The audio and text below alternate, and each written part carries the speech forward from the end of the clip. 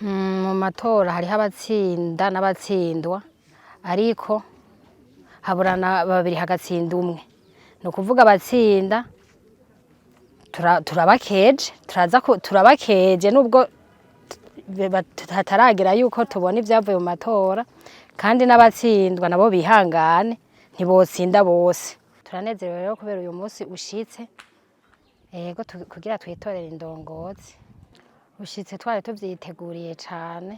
Iyo ntaza gutora nari kuba mpomvye kuko nari kuba niyatse uburenganzira nemerewe.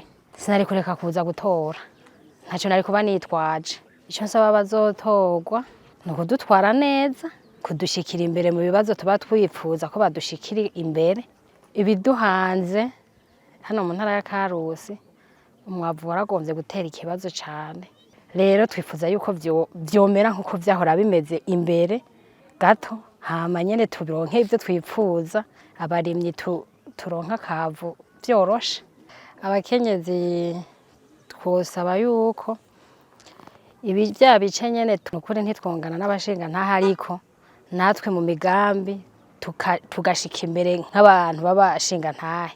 Muko kwitoreza indongozi zizoturongora, turafise ico tuzishaka ko zatubwiye igihe zarimwo ziriyamamaza. Nkeneye rero gushitsa iyo migambi batubwiye, hama nabo bazoce badukora ivyo batwemereye. Kuva mu myiyamamazo kugera aho tugeze ngaha kwitoreza indongozi, kwera ibintu bimeze neza, nta kanja wangura nyene ndabibonamwo.